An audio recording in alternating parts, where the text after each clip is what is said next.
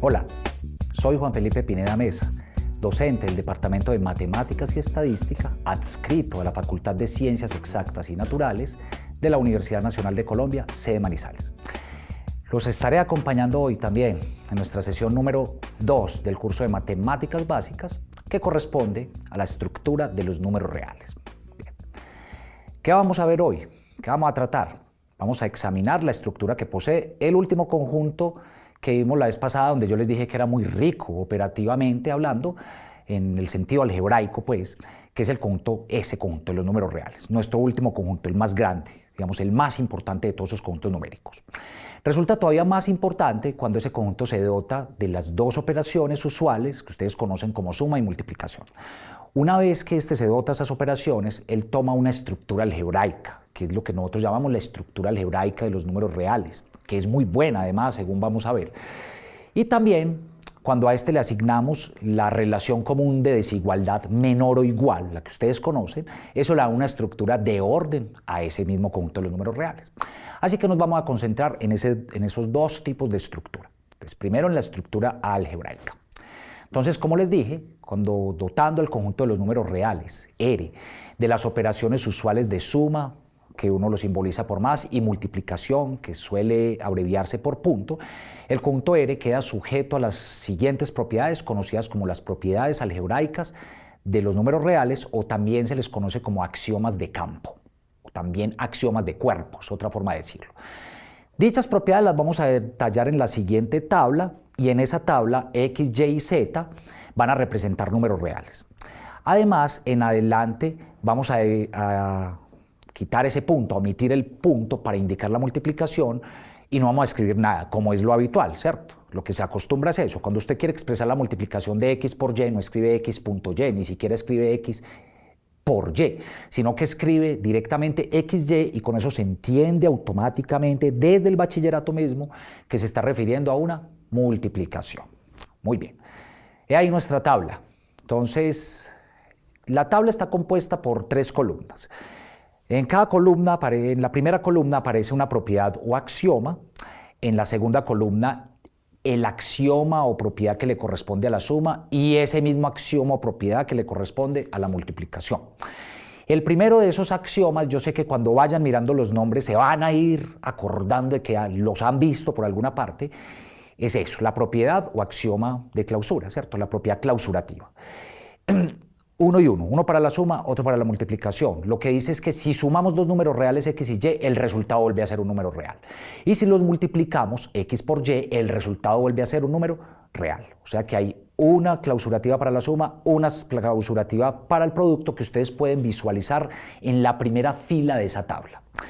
En la segunda fila, propiedad asociativa, ¿sí? Lo que dice es que X más paréntesis Y más Z es lo mismo que paréntesis X más Y más Z. Y en el producto le dice que X paréntesis Y por Z es igual a XY paréntesis Z. Quiere decir que no importa cómo nosotros agrupemos los elementos que vamos a sumar, el resultado va a ser el mismo. Si hacemos primero Y más Z y después le sumamos X, es lo mismo que si sumamos primero X y Y y luego le sumamos Z. Y lo mismo ocurre con el producto, ¿cierto? En el caso de la multiplicación. Propiedad conmutativa, muy conocida también, que dice que X más Y es lo mismo que Y más X, y en el otro caso que X por Y es Y por X. En el primero, en el de la suma, dice que el orden de los sumandos no afecta a la suma, y en el otro dice que el orden de los factores, que es la forma habitual en la que se dice, no altera el producto, ¿sí? La propiedad modulativa, que postula un número especial dentro de los cálculos de la suma y otro dentro de los cálculos del producto. El número 0 en el caso de la suma es tal que cuando sumemos X más 0 es lo mismo que 0 más X y eso da X. O sea que el 0 deja quieto a cualquier número real con la suma, ¿sí? Y el número 1 es tal que X por 1 es lo mismo que 1 por X, que es igual a X para cualquier número X. Es decir, que el 1 se encarga de dejar quietecitos a todos los números reales mediante el producto, ¿sí? Propiedad modulativa. Módulo de la suma, el 0, y del producto, el 1. La propiedad invertiva dice que para cualquier X que uno tenga real, existe el número que uno llama menos X, tal que cuando sume X con menos X, el resultado le tiene que dar 0. ¿sí? Es decir, halló lo que uno llama el opuesto del número para que le dé el módulo para la suma en este primer caso. Y para el producto dice que para todo x diferente de 0 existe el número x a la menos 1, que uno acostumbra a llamarlo así, x a la menos 1, tal que x por x a la menos 1 es lo mismo que x a la menos 1 por x, que es igual a 1. ¿Sí? Muy bien, entonces ese va a ser el inverso multiplicativo que uno llama.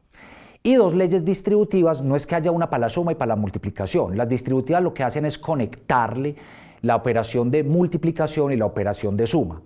Le dice que x por y más z es lo mismo que x por y más x por z, distributiva. La x distribuye sobre la y distribuye sobre la z.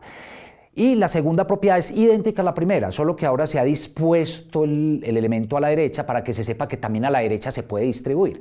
Así que x se multiplica por z más y se multiplica por z, se hace la suma y eso constituye la segunda propiedad que llamamos distributiva. Listo. Entre eso hace que los reales sean muy ricos porque satisfacen un montón de propiedades, 11 en total, 5 por cada operación y una extra que son las distributivas, que lo hace rico operativamente porque se puede conmutar, se dejan asociar, hay un neutro, hay bueno, todo eso que aparece en esa estructura algebraica de los números reales. Como les dije ahorita, pero ahora bien acá, el número 0 en la propiedad modulativa es lo que uno llama el módulo o neutro para la suma. Y en la multiplicación, el número 1 se denomina el módulo o neutro para la multiplicación. 0 es el neutro para la suma, 1 es el neutro para el producto o multiplicación. Y el número menos x que existe en la propiedad invertiva se denomina el inverso aditivo del número x, mientras que el número x a la menos 1 se denomina el inverso multiplicativo o también el recíproco del número x, que tiene que ser distinto de 0 y suele indicarse también por 1 sobre x. Así que si uno tiene, por ejemplo, el 3, su inverso multiplicativo es 1/3. Si tiene al menos 7, su inverso multiplicativo es menos 1/7. Si tiene al 3/5, su inverso multiplicativo es invierta, 5/3, ¿cierto? 5/3 y 3/5 son inversos multiplicativos. Bien, eso en cuanto a la parte algebraica, que como les dije es lo que nos permite hacer todo el álgebra que ustedes han visto desde Baldor y todo eso, es el pura álgebra que puede trabajar bien, hay una buena relación entre los elementos y las operaciones de suma y multiplicación. La otra cuestión que nos interesa acá es el orden que hay en los reales, ¿sí? Entonces, a fin de definir un orden en los reales, se hace necesario acudir a un postulado o axioma que establece una relación entre la aritmética y la geometría, ¿cierto? Más precisamente entre el conjunto de los números reales que le compete a la aritmética y una recta que le corresponde a la geometría, ¿sí? Eso va a permitir crear lo que ustedes han conocido siempre como la recta real, ¿cierto? Entonces, lo que dice ese postulado es que existe una correspondencia entre los puntos de una recta dada y el conjunto de los números reales, de modo tal que a cada punto de la recta le corresponde exactamente un número real. Y recíprocamente, a cada número real le corresponde exactamente un punto de la recta. Y eso lo que nos permite es asignarle un sistema de coordenadas a una recta dada, ¿sí?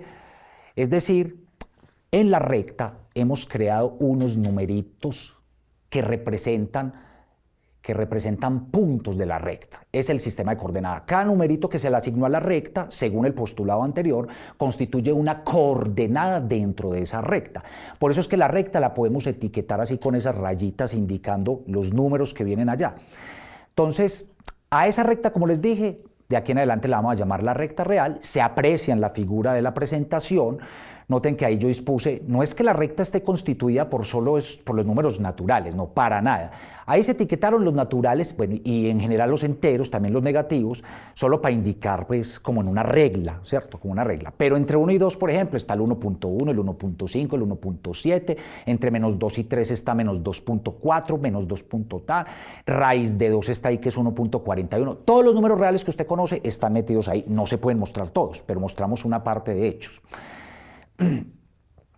Y utilizando entonces esa recta real, entonces vamos a ordenar los números reales. Entonces, diremos que un número real x es menor que un número real y se escribe x menor que y con ese menor que ustedes han conocido siempre, ese símbolo de desigualdad, si x en la recta real se encuentra más a la izquierda del número y. Como se puede apreciar ahí en la recta, por ejemplo, x está más a la izquierda del número y, eso quiere decir que x es menor que y. Y también se puede decir, otra forma de decirlo pues, es que el número real y es mayor que el número real x, pues y se encuentra más a la derecha de x en esa recta real. En particular, un número real x menor que 0 se dice negativo y un número real x mayor que 0 se dice positivo. ¿Sí? Los negativos, mejor dicho, se encuentran a la izquierda de 0 en la recta real, los positivos se encuentran a la derecha de 0 en esa recta real. Y ahora definimos una relación todavía más fuerte, que es la que nos va a permitir en última instancia ordenar los números reales. Es definir la relación menor o igual que, ¿cierto? Entonces, definimos esa relación para todos x, y en R como sigue. X menor o igual que y equivale a decir, o es lo mismo, que decir que x es menor que y o x es igual a y. Quiere decir que si satisface una de esas dos condiciones, automáticamente se cumple la desigualdad, es decir, tiene que ser o menor que y o igual a y. Y esa relación menor o igual es la relación usual de orden que nos permite ordenar al conjunto de los números reales. En adición, y desde una perspectiva más aritmética, observe que x menor o igual que y también significa lo siguiente. Decir que x menor o igual que y quiere decir que la resta de y, que es el más grande, con x, que es el más pequeño, tiene que ser mayor o igual que 0. Es otra forma de verlo sin acudir a la recta, ¿cierto? Por eso les digo desde una versión más aritmética. Listo. Y como en el caso del álgebra en los reales hay algunas propiedades, allá teníamos 11, aquí tenemos más poquitas, pero son las propiedades o leyes que dominan el orden sobre los reales con la relación de desigualdad menor o igual. La primera es la tricotomía, ¿cierto? Que dice que para cualquier par de números reales x y y se cumple exactamente una de las siguientes. O bien se tiene que el número x es menor estrictamente que el número y, o bien son iguales esos dos números, o sea, x es igual a y, o bien el número x es estrictamente mayor que el número y. Se tiene que cumplir exactamente una de las tres, o lo que es lo mismo, no pueden cumplirse dos al tiempo y mucho menos tres al tiempo, ¿sí? Segundo, la monotonía. Dice que para todos los números reales a, b, x y y, si a es menor o igual que b y x es menor o igual que y, entonces a más x es menor o igual que b más y. Eso quiere decir que, como que si sumamos por las columnas, la columna para A y para X y la columna para B y para Y, la desigualdad no se altera, ¿sí? A más X es menor o igual que B más Y. Un caso muy particular e importante es cuando X es igual a Y, porque lo que estamos diciendo es que yo puedo sumar la misma cantidad al lado y lado de una desigualdad y la desigualdad no se altera. Eso se resume acá. A más X es menor o igual que B más X para cualquier número real X. Dos propiedades multiplicativas en esta tercera parte. Una, para cualquier dos números reales y x mayor o igual que 0, un tercer número real que sea mayor o igual que 0, siempre se tiene que si a es menor o igual que b, si se multiplica por un número positivo, el mismo número positivo, al lado y lado de la desigualdad, entonces la desigualdad no se altera. Por eso preserva la x menor o igual que bx. Y la otra, que es como una por decirlo de alguna manera, una propiedad que voltea las desigualdades, ¿cierto? Para todos números reales, si ahora A es menor o igual que B, pero X es menor o igual que 0, entonces A por X es mayor o igual que B por X. En rojo subrayé ese mayor o igual, indicando que sucede todo lo contrario de lo que ocurre cuando los X son positivos. Observe que la desigualdad del menor o igual que traían A y B se preserva. Aquí, al contrario, la desigualdad del menor o igual que traía A y B se invierte. ¿Sí? Ahora A por X queda mayor o igual que B por X cuando se multiplique por un número que sea menor o igual que 0. Y finalmente la propiedad transitiva, que establece que para todos los números reales x, y y z, si x es menor o igual que y al mismo tiempo y es menor o igual que z, entonces es porque el primero es menor o igual que el tercero, o sea, x es menor o igual que z. Listo. Eso establece entonces nuestros axiomas o propiedades de orden en los números reales. Muy bien. Hay unos subconjuntos muy especiales dentro de la recta real o dentro del conjunto de los números reales que son los que llamamos los intervalos o intervalos en la recta real. Son 8 conjuntos en total que están asociados a ellos y los vamos a conocer simplemente como intervalos. Y son súper importantes en el estudio de las inecuaciones o desigualdades que ustedes llaman. Listo. Entonces, quiero que miremos en la siguiente animación ¿Cómo construir gráficamente eso para entender varias cosas? Uno, la notación de paréntesis y corchetes. Y dos, en la recta real, cómo quedan representados con bolitas o con bolitas así rellenas, bolitas abiertas y bolitas cerradas. Entonces vayamos a la animación que nos va a mostrar de qué manera quedan establecidos estos. Entonces vamos uno por uno. Vamos al primer intervalo, que es el que se llama el intervalo abierto AB. Observen su formación. Dos bolitas abiertas en lado y lado. Y se subraya todo lo que se encuentra entre A y B. ¿Sí? Ese es nuestro intervalo A y B. Noten que las bolitas abiertas están muy ligadas a los paréntesis. El intervalo semiabierto A, B, abierto por A, observen en la A el huequito, y en B cerrado. Paréntesis para la A, corchetes para la B.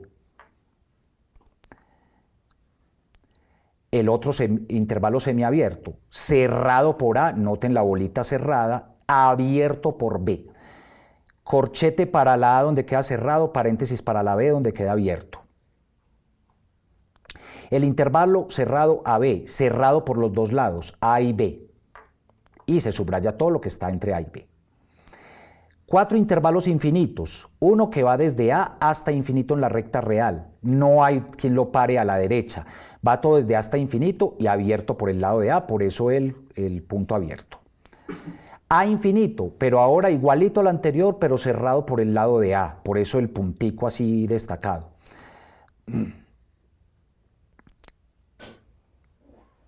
Menos infinito A, viene desde menos infinito, termina en A, cerrado, abierto por el lado de A, perdón, abierto por el lado de A, por eso los paréntesis. Menos infinito A, cerrado por el lado de A, por eso el punto relleno en el lado de A. Bien. Eso constituye entonces la totalidad de 8 intervalos muy importantes con los que vamos a trabajar. Volvamos entonces a la presentación y ahora sí definámoslos puntualmente. Esa es la gráfica, pero los vamos a definir como conjuntos. Entonces, sean A y B en R, A estrictamente menor que B, entonces tenemos los siguientes intervalos o conjuntos más bien que llamamos intervalos en la recta real.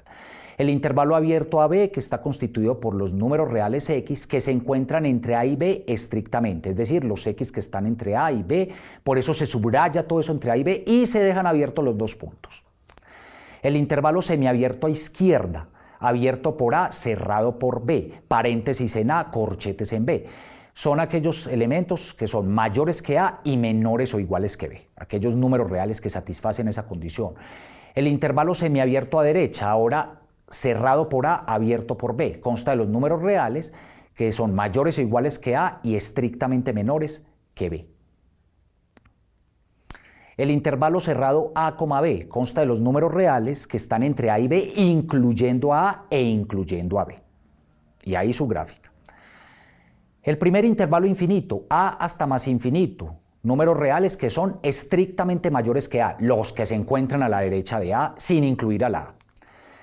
Intervalo infinito número 2, también A, más infinito, pero ahora incluyendo A, por eso son los X mayores o iguales que A, cerrado por el lado de A. Intervalo infinito 3, desde menos infinito hasta A, consta de los números reales que son estrictamente menores que A, se encuentran a la izquierda del número A.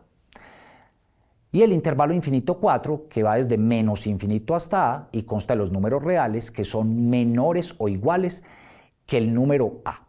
Bien, todo a la izquierda. Pasemos al tablero y miremos rápidamente algunos ejemplos de esos intervalos y cómo quedarían representados en la recta real. Entonces, si tuviéramos aquí nuestra recta real, menos infinito hasta más infinito, ¿qué sería entonces, por ejemplo, el intervalo 1,4? Y ahí mismo lo representamos en la recta. El intervalo 1,4 consta entonces, por definición, de aquellos números reales que se encuentran estrictamente entre 1 y 4. Los X que se mueven en este rango, de 1 a 4, sin incluir al 1 y sin incluir al 4. O sea que por acá en nuestra recta real está el 1, está el 4, y aquí vienen un par de bolitas indicando que no se van a incluir esos dos números, y subrayamos toda la franja que se encuentra entre 1 y 4. ¿Sí? Ese es nuestro intervalo abierto 1,4. Si estuviéramos en el intervalo menos 3 2/5, por decir algo, entonces ahora tenemos aquí nuestra recta real, nuestra recta real, desde menos infinito hasta más infinito, el intervalo menos 3,2 quintos, 2 quintos es algo así como 0,4, y que incluyamos al 2 quintos. Entonces, por definición, consta de aquellos números reales tales que son mayores que menos 3, sin incluir al menos 3, y menores o iguales que 2 quintos, porque se incluye el 2 quintos debido al corchete, para eso es el símbolo. Y si lo miramos en la recta, entonces por acá queda menos 3, no importa poner al 0 ni poner solamente saber quién se encuentra a la derecha o a la izquierda. Entonces, menos 3 a 2 quintos. Aquí viene menos 3, abierto en menos 3, cerrado en 2 quintos para que se incluya, y toda la franja comprendida desde menos 3 hasta 2 quintos constituye ese intervalo. Listo. Este es el intervalo raíz de 3, más infinito. Bien, entonces consta de todos los números reales que son ahora estrictamente mayores que raíz de 3. Visto en la recta real, son los que van desde menos infinito hasta más infinito. Por acá en alguna parte está raíz cuadrada de 3, solo nos interesa los que estén a la derecha de raíz cuadrada de 3, que es algo así como 1.71, sin incluir a la raíz de 3. Si hubiera sido entonces con el corchete acá abierto por el lado de raíz de 3, entonces hubiéramos tenido acá incluyendo al número raíz de 3, y esto hubiera sido los x mayores o iguales que raíz cuadrada de 3, ¿cierto? Para referirnos a lo que está ocurriendo en nuestras definiciones de intervalos. Bien.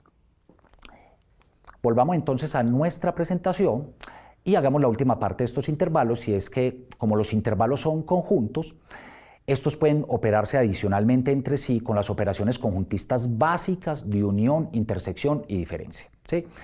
Y quiero que miremos algunos ejemplos de esas uniones e intersecciones para que sepamos cómo manipularlas cuando nos toque trabajar con las desigualdades. Entonces, digamos que tenemos estos dos intervalos y queremos hallar la unión entre los dos. Cuando usted piense en la unión, ¿cierto? Entonces, unión entre, digamos, el intervalo 3,6 con el intervalo menos 2,5, los dos cerrados. Listo. Entonces, la idea es reducirlo a un solo intervalo, a un intervalo que nos queda acá como resultado. Entonces, la manera natural de hacerlo es tomar la recta real y fijar esos números. Entonces, por acá en alguna parte está el intervalo 3,6, ¿cierto? Entonces, tomamos ese intervalo 3,6 que es cerrado, por lo tanto, pongo los dos puntos y los vamos y tomamos entonces todos los que estén entre menos 3 y 6, todos estos números que estén aquí. Y lo vamos a unir con el intervalo menos 2,5, pongámoslo inclusive aquí abierto, para que quede mejor todavía. Por acá se encuentra menos 2 en alguna parte a la izquierda, y por acá entre 3 y 6, por acá se encuentra 5 en alguna parte. No se incluye menos 2, pero sí se incluye el 5, ¿cierto? Pero sí no se incluye el 5, al contrario, ¿no? Menos 2 se incluye porque es cerrado en menos 2 y es abierto en 5. Listo, entonces tomamos toda la parte que está entre menos 2 y 5, la voy a poner con otro color. Y como es una unión, lo que usted va a hacer en la unión es meter todo dentro de un solo conjunto. Todo ese conjunto está constituido por todas las partes que vienen aquí, tanto la que está en negro como la que está en azul. Eso nos da en total el intervalo menos 2 hasta 6. El intervalo menos 2 hasta 6, que viene entonces abierto por el lado del menos 2, abierto por el lado de menos 2, cerrado por el lado de menos 2, que aquí era un puntico así, y llega hasta 6, incluyendo al 6. Listo, eso nos da en total el intervalo menos 2,6. Bueno, y un segundo ejemplo para finalizar, que muestre cómo trabaja la intersección. Entonces, hagamos un ejemplo de intersección para que sean las líneas traslapadas que nos permiten hallarlo. Cuando uno piensa en intersección, es lo común a los dos conjuntos, ¿sí? Entonces, digamos que vamos a hacer la intersección entre el intervalo menos infinito hasta 4, abierto, con el intervalo abierto de menos 7 hasta menos raíz de 2. Bien. Entonces, de nuevo, procedemos así. Ponemos acá, vamos a ver a qué se reduce este conjunto. Nuestra recta real, que va desde menos infinito hasta más infinito, Desde menos infinito hasta 4. Bueno, desde menos infinito hasta 4 es este conjunto. Sin incluir al 4. Y desde menos 7 hasta menos raíz de 2, por acá en alguna parte viene menos 7, que es menor que menos raíz de 2. Viene metido en alguna parte por acá. Digamos más por acá, menos 7, y por acá menos raíz de 2, que está por debajo de 4. La voy a sombrear entre menos 7 y menos raíz de 2 sin incluirlos. Mírelo acá y mírelo acá. Y lo voy a hacer con este otro color azul, de menos 7 a menos raíz de 2, solo este trocito que está acá. Y observen entonces que hay unas líneas que se traslaparon, las que están en rojo y en azul. Eso es la intersección entre los dos, porque fue las partes comunes entre los dos por definición de la intersección. Eso significa que en este caso la intersección entre estos dos intervalos nos da simplemente el intervalo de menos 7 a menos raíz de 2, o sea, este segundo intervalo, sin incluir a los dos conjuntos, para efectos operativos que tendremos después. Terminamos entonces esta sesión con ese par de ejemplos y pues recuerden que después de esta debemos reconocer dos tipos de estructuras de las cuales goza el conjunto de los números reales. La primera es su estructura algebraica, vía las operaciones usuales de suma y de multiplicación, y su estructura de orden vía la relación usual de desigualdad menor o igual. También hemos estudiado los intervalos como subconjuntos especiales de la recta real, así como las operaciones conjuntistas entre estos. Recuerden que los acompañó Juan Felipe Pineda. Es todo por hoy.